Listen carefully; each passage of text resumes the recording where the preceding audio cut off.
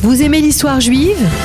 Retrouvez Liana Gurfinkel dans Un jour notre histoire sur Studio Kalita, c'est tous les matins, pour découvrir ensemble les événements et les personnages qui ont fait notre histoire.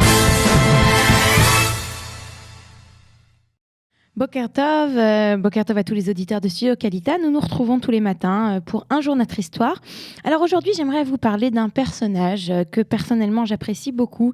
Il est américain, je vous emmène de l'autre côté de l'Atlantique. Et il s'appelle Louis Brandeis. La plupart des gens aujourd'hui ne le connaissent pas lui, mais connaissent l'université qui porte son nom, l'université de Brandeis, qui se situe à Boston. Alors, Louis Brandeis, quelle est sa particularité ? Alors, il est né, à la date d'aujourd'hui, le 13 novembre 1856 à Louisville, et il va très rapidement devenir un avocat, et un avocat même qui va réussir. Alors, il faut dire que ses parents, eux, sont arrivés de Prague, qui faisait alors partie de l'Empire autrichien, et ses parents sont pas spécialement religieux, ils sont juifs, et puis ce qui est important surtout, c'est de donner une belle éducation et d'encourager leur fils, Louis Brandeis, à faire des études. Et c'est ainsi que Louis Brandeis va faire des études, et surtout il va être extrêmement marqué par l'endroit dans lequel il grandit. Il grandit donc dans la région du Midwest. Et durant son enfance, il va être marqué par la guerre de sécession, durant laquelle sa famille va se réfugier dans l'Indiana. Et il faut rappeler que, en fait, sa famille soutenait Abraham Lincoln et soutenait l'abolition de l'esclavage, qui était à l'époque mal vue par certains de leurs voisins. Alors, cette famille Brandeis, elle est cultivée, elle est mélomane, elle est plutôt politique. Il a un oncle qui est très actif autour d'Abraham Lincoln. Et c'est dans cet univers que grandit Louis Brandeis. Dans les années 1870, la famille va s'installer quelque temps en Europe. Brandeis va donc étudier à l'université locale en Allemagne.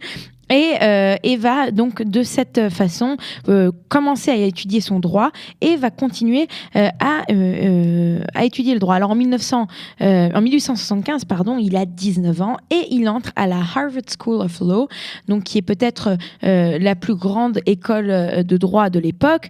Il n'y a pas beaucoup de juifs qui sont acceptés, et il fait partie donc de ce numerus clausus, et il va ainsi devenir étudiant en droit. Alors, il va être un avocat d'affaires, il va réussir très très bien ses affaires, et puis il va on va le nommer à la Cour suprême en 1916.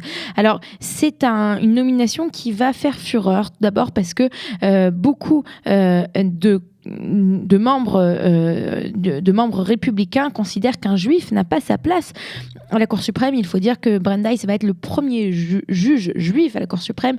Aujourd'hui aux États-Unis, ce n'est plus le cas. Il y a beaucoup de juges juifs, mais à l'époque, c'est lui qui est le tout premier, et son élection va être très difficile. Il va y avoir deux comités qui vont quelque part se battre pour essayer, l'un de ne pas faire passer Louis Brandeis, tandis que l'autre, Louis, va faire passer Brandeis. Et alors qu'il est devenu juge à la Cour suprême, et voici qu'il découvre un autre combat, si on peut définir ça comme ça.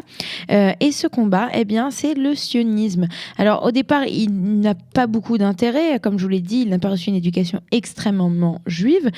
Mais voici que, il va rencontrer un homme qui s'appelle Jacob de Haas, qui est un sioniste anglais. Et un peu plus tard, il rencontrera Aaron Aronson, le botaniste qui habite en Palestine de l'époque et qui est le fondateur du NILI, dont nous avons parlé il y a quelques semaines. Il rencontre les deux et il va se passionner pour la cause sioniste. Il va devenir extrêmement actif pendant la Première Guerre mondiale. Il accepte le rôle de président du comité exécutif provisoire pour les affaires sionistes générales. Et surtout, étant donné qu'il est une personnalité extrêmement remarquée aux États-Unis, sa décision de soutenir le mouvement sioniste a un impact majeur sur la branche américaine du mouvement sioniste. Et c'est ainsi que grâce à lui, on va voir un nombre de sympathisants augmenté, ce qui va bien entendu améliorer l'organisation du mouvement sioniste de l'époque, ainsi que ses finances. Bien qu'il ait, après avoir démissionné de ses positions et en rejoignant la Cour suprême aux États-Unis, il continue quand même à être très actif dans les coulisses pour la cause sioniste. On pense qu'il aurait souvent parlé à l'oreille du président Woodrow Wilson pour soutenir la cause sioniste. Et après la Première Guerre mondiale, il dirige une délégation de sionistes américains à Londres. Et c'est là, bien entendu, qu'il fait tout pour soutenir le mouvement sioniste. Alors, il faut rappeler qu'il aura eu quelques divergences entre lui et Chaim Weizmann, mais ce n'est pas vraiment les choses les plus importantes, puisque au final, c'est Weizmann qui prendra le dessus et que Brandeis se retirera de l'activité sioniste d'un point de vue officiel, mais que, bien entendu, il continuera à faire tout ce qu'il peut pour aider à la création de l'État d'Israël. Alors, Brandeis, il disait quelque chose qui était très très particulier. Il disait que pour être un bon Américain, il faut dire, pour être un bon Américain, c'est être un juif qui habite aux États-Unis qui est sioniste. Alors ça, c'est quelque chose. À l'époque, il y avait peu de personnes qui disaient, qui était prête à dire une chose pareille, et lui n'avait aucun problème à le dire. Il meurt à Washington DC en 1941, donc il ne verra pas de son vivant la création de l'État d'Israël.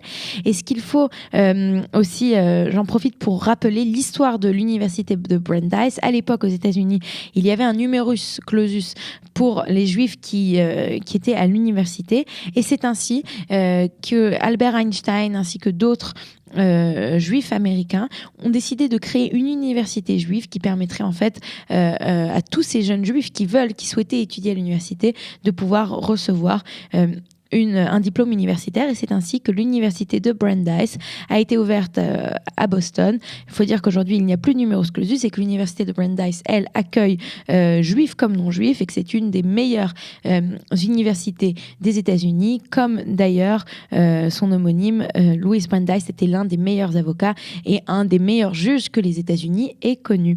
Voilà, je vous souhaite une bonne journée et on se retrouve demain pour un nouvel épisode d'Un jour notre histoire. Vous aimez l'histoire juive ?